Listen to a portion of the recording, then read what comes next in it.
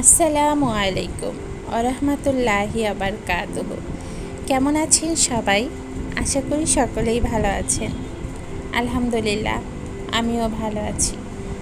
তো আজ আমি আপনাদের সাথে মলা মাছ চচ্চড়ি এই রেসিপিটি শেয়ার করছি। তো মলা মাছ চচ্চড়ি করতে আমি কি ইউজ করছি দেখে নিন। হলুদ গুঁড়ো 1 চামচ, ধনিয়া গুঁড়ো, মরিচ গুঁড়ো, রসুন বাটা, পেঁয়াজ বাটা আর পেঁয়াজ কাটা। মলা মাছ চচ্চড়িতে আমি আজ টমেটো নিয়েছি 2টি আর আলু নিয়েছি 2টি, কাঁচামরিচ নিয়েছি 3-4টি। তো এগুলো দিয়ে আমি আজকে মলা মাছের চচ্চড়িটি রান্না করব। মলা মাছ আমি সুন্দর করে ধুয়ে পরিষ্কার করে কেটে রেডি করে নিয়েছি। আলু আমি সুন্দর করে চিকন চিকন করে কেটে নিয়েছি, টমেটো কেটে নিয়েছি। তো আসুন দেখা যাক এখন আমি রান্নায় আসি। তো আমি পেঁয়াজ তেলে ভেজে নিচ্ছি। পেঁয়াজটা লাল হয়ে গেলে তো আমি এর মাঝে আলু দিয়ে দিচ্ছি, আলুটাকে ভাজা ভাজা করে নেওয়ার জন্য।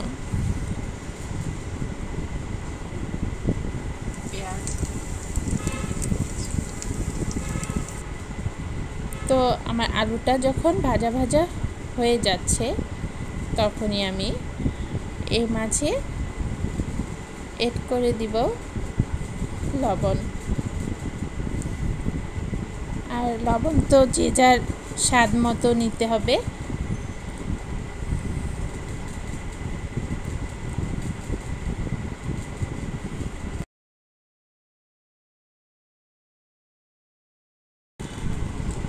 তো আমি এখন গুঁড়ো মরিচ সামান্য পরিমাণে অ্যাড করে দিলাম।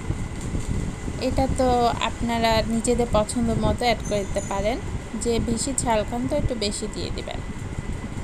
তো আমি গুঁড়ো মরিচটা অ্যাড করেছি কালার আসার জন্যই। আর আমি হলুদ গুঁড়ো অ্যাড করে দিলাম 1/2 চা চামচ পরিমাণ। তো আমার মাছের পরিমাণটা কম তাই আমি অল্পই দিয়েছি। তো ভাজা ভাজা করে নিচ্ছি মশলাটার সাথে করে।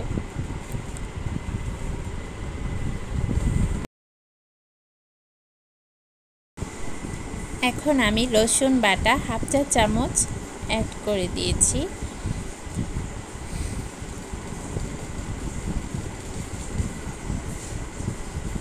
আর এখন আমি 1 চামচ পরিমাণ পেঁয়াজ বাটা অ্যাড করে দিয়েছি। তো এখন আমি সব কিছু একসাথে ভেজে নিচ্ছি।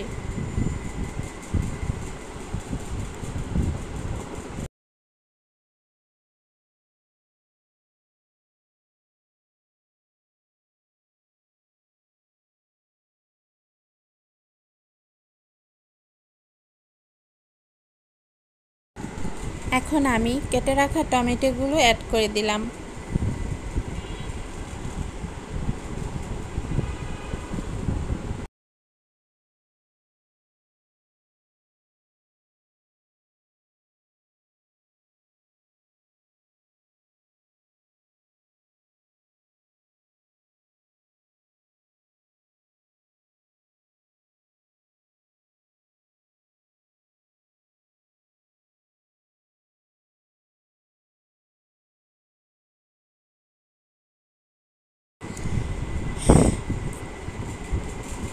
টমেটোগুলো ভাজা ভাজা হয়ে গেলে এখন আমি মলা মাছগুলো অ্যাড করে দিলাম।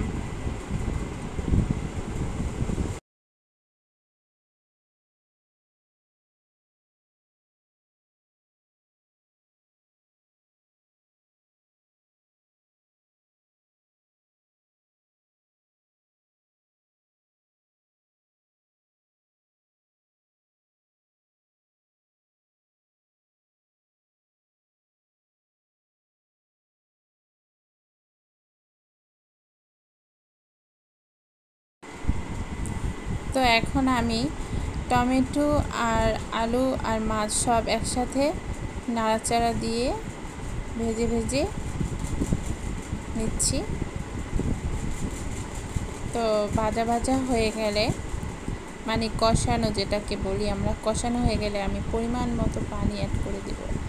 বেশি পানি অ্যাড করলাম না, কারণ এটা তো চচ্চড়ি, তাই পানি শুকিয়ে ফেলবো। আলুটা জাস্ট সিদ্ধ হওয়ার জন্য যতটুকু পানি প্রয়োজন ততটুকু পানি ইউজ করতে হবে। নাড়াচাড়া দিয়ে সুন্দর করে এখন আমি ঢাকনা দিয়ে তরকারিটাকে ঢেকে দিব। তো ঢাকনা দিয়ে ঢাকার পর আমি 20 মিনিটের মতো অপেক্ষা করব।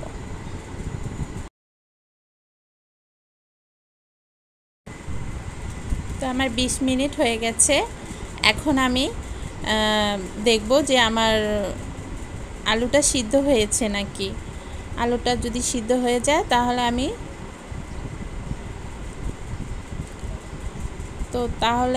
আলুটা তো সিদ্ধ হয়ে গেছে। তো এখন আমি চুলার আঁচটাকে বাড়িয়ে দিলাম ঝোলটাকে একদম শুকিয়ে ফেলার জন্য, আর কাঁচামরিচ ছিটিয়ে দিলাম। তো এই সময় আপনারা ধনিয়া পাতা থাকলে বাসায় ধনিয়া পাতা ছিটিয়ে দিতে পারেন। আমার বাসায় তো এখন ধনিয়া পাতা নেই, যার কারণে আমি দিতে পারলাম না। তো আমি এটার সাথে কোনো জিরা টিরাও অ্যাড করিনি, কারণ আমার কাছে গুঁড়া মাছ বা ছোট মাছ, এই ধরনের মাছগুলোতে আমি জিরা অ্যাড করতে ভালো লাগে না। আমার কাছে ধনিয়া পাতা থাকলে আমি ধনিয়া পাতা দিয়ে দিই। তো এমনিতেই খুব মজা লাগে ছোট মাছ। তো আমার ঝোলটা টেনে গেছে, শুকিয়ে গেছে, চচ্চড়ির পর্যায়ে চলে এসেছে। তো আমি দেখলাম লবণ টবণ হয়েছে নাকি। হ্যাঁ, লবণটা হয়ে গেছে। লবণটা হয়ে যাওয়ার পর এখন আমি এটাকে খুব সহজেই তৈরি হয়ে গেল আমার ছোট মাছের চচ্চড়ি বা মলা মাছের চচ্চড়ি। খুবই মজা হয়েছে। তো আপনারা অবশ্যই বাসায় ট্রাই করবেন।